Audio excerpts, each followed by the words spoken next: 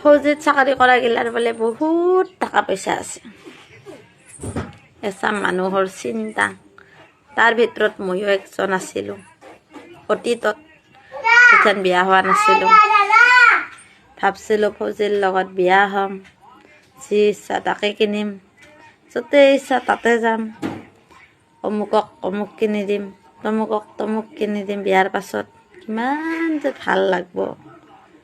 কিন্তু বিয়া হোৱাৰ পাছত গম পালোঁ ফৌজিত কৰি দুইখা মানুহ নাই পৃথিৱীত, নাই।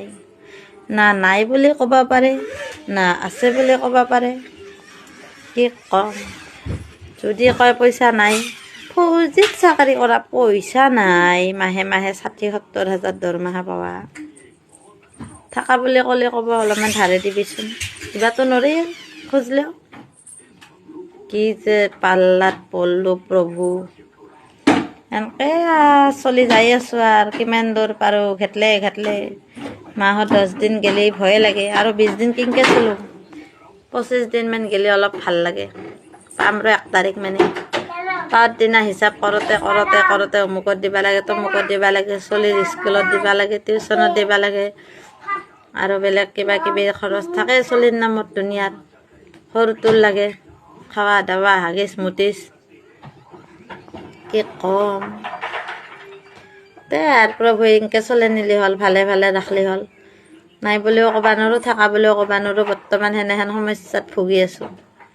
কাৰণ ৭০,০০০ ৬০,০০০ দৰমহা পালেতো নহ'ব, 25,000 মান লোনতে কাটে। এটা মস্ত ডাঙৰ লোন থাকে ফৌজিৰ প্ৰতি। কাবাই ঘৰ বান্ধে, কাবাই মাটি কিনে, আৰু সেইখিনিতো কৰিবই লাগিব যেনেকৈ হ'লেও, কাৰণ নিজৰ ভৱিষ্যতৰ কথা আছে। যিহেতু পেঞ্চন নাই আজিকালি, সেইটো এটা ডাঙৰ সমস্যা। যিখিনি পাৰোঁ সেইখিনি কৰিব লাগিব। ৭০,০০০ পালেও ৭০,০০০ শেষ হ'ব, 20,000 পালেও 20,000 দিয়ে চলিব পাৰিম।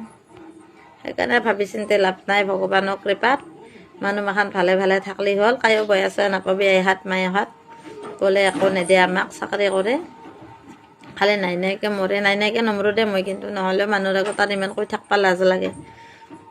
চলি থাকোঁ আৰু কিবা কিবি কৰি, টানা টানি কৰি বুজাই বুজিছে। এই লোনটো মাৰা গেলি হয় বুলি ভাবি থাকোঁতে হঠাতে আৰু এটা ল'ব লগা হয় পাৰে। আমাৰ এই ফৌজি জীৱনত এই লোনটোৱে মুঠতে শান্তি নিদে। যাই চাকৰি কৰে সি গম পায়। কিছুমানে ওপৰে মুখে ক'লে নহয়, ফৌজিত চাকৰি কৰে দুনিয়াত টকা। দেৰি মাখাই গম পায় ভাল কৰি, বজাৰ কৰোঁতে কেইটকা যায়, মাহত কিমান লাগে।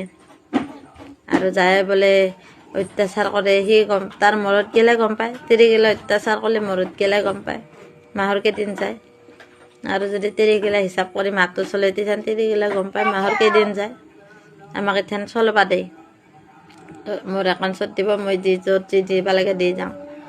তেতিয়া নিজে ভাবোঁ আৰু কহে 100 টকা বাচাব পাৰোঁ। কিন্তু যদি মই অৰ্ডাৰ দিলে অমুকত লাগে, তমুকত লাগে, পইচাটো পঠাই দি বা অমুকত লাগে, ময়ো গম নাপালোঁ হয় মাহত কেইদিন যায়। কথাটো হ'লে নহয়। সেইকাৰণে আচলতে ফৌজি মানুহগিলাই তিৰিক ঘৰ চলাব দিব লাগে, তেতিয়াহে মানে ভাল কৰি মাহটো যায়। ফৌজিগিলাটো এনেও অত্যাচাৰী হেন মানুহ, কামে যে মাহৰ শেষত। মনগিলা বহুত ডাঙৰ, আহল বহল। তিৰিগিলা আহল বহল হ'লেই ঘৰ নচলিব। সেইকাৰণে মানুহ বেয়া পালেও উপায় নাই। বেয়া পালে আৰু কি হ'ব, আমিহে ধাৰত পৰি মৰিব লাগিব। বেয়া পাক চিন্তা কৰিতো আমি আহল বহল কৰিম, যেন মানুহটোক ধাৰত পোতা খেদাব নোৱাৰোঁ। চিচিক চামাককৈ খেদাম, সেনেকৈ থাকিম। বছৰত যদি 3 যোৰা কাপোৰ ল'ব লাগে, 1 যোৰা ল'ম। মানুহক দেখেতো লাভ নাই। এই জীৱন, তথাপিও জীৱন জিন্দাবাদ। ফৌজিৰ লগত বিয়া হৈছোঁ, চলিব লাগিব, তাতো এটা সুখ আছে।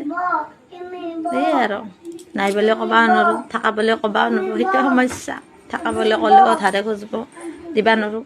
নাই বুলি ক'লেও লাজ দিব, ফৌজিত চাকৰি কৰে। হ'ব দে, চলি যাম এনেকৈ।